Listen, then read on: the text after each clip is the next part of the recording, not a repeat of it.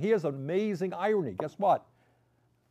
3 out of the 4 largest financial institutions in the country who led us to this economic disaster are now bigger than they were before the financial collapse.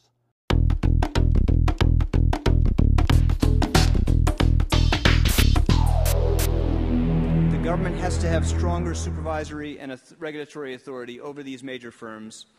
They need to be empowered with explicit authority to force major institutions to reduce their size or restrict the scope of their activities where that is necessary to reduce risks to the system.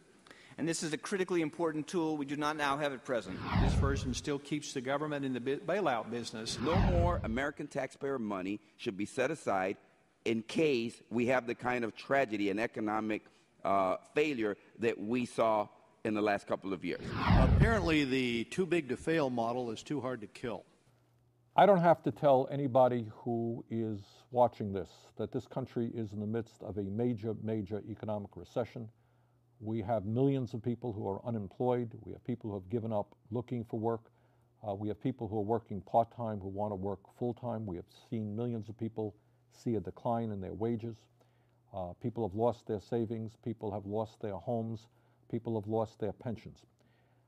And in this moment, when we're in the worst economic recession since the 1930s, one of the reasons that we are here today is because of the greed and the irresponsibility of major financial institutions on Wall Street who brought us into a situation where the government had to bail them out to the tune of $700 billion. And on top of that, trillions of dollars in zero-interest loans came from the Fed. I didn't vote for that bailout.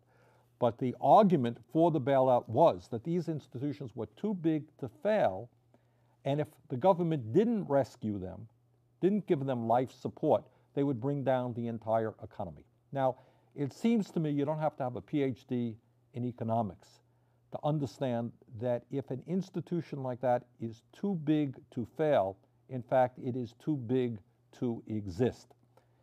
And what my view is that we should learn a lesson that Teddy Roosevelt taught us over 100 years ago, in that when you have such concentration of ownership, that the time is right to start breaking up these guys, break them up, so that they're no longer in a position to bring down the entire economy.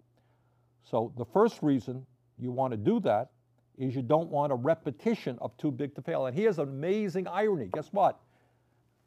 3 out of the 4 largest financial institutions in the country who led us to this economic disaster are now bigger than they were before the financial collapse.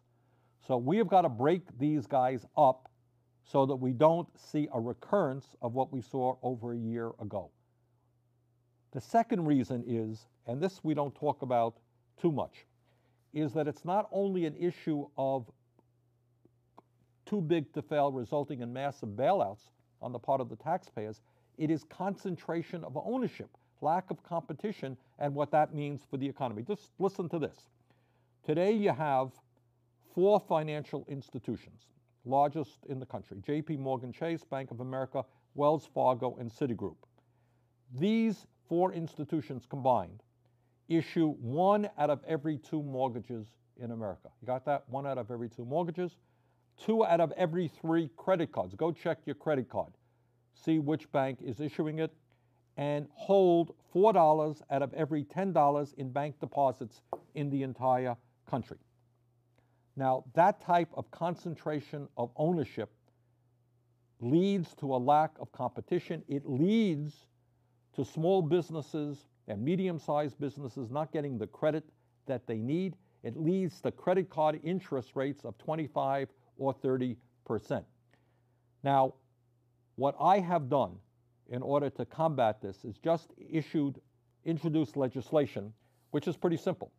It tells the Secretary of Treasury to tell us which institutions are too big to fail, first 3 months, and then the next 9 months it says break them up. And unlike the healthcare bill, which is 1,900 pages, this is all of 2 pages. You could check it out on my website. It is pretty simple, pretty straightforward. So, in order to prevent another massive bailout, in order to prevent trillions of dollars of zero-interest loans going from the Fed to these large financial institutions, We need to break them up. And in order to bring competition within the financial marketplace, we need to break these institutions up. Now, taking on Wall Street, to say the least, is not going to be easy. We're going to need everybody's support. We got a petition drive that we'd love you to sign on for. But let's work together. Let's start breaking up these babies because they have done just horrendous harm to our economy. Thank you.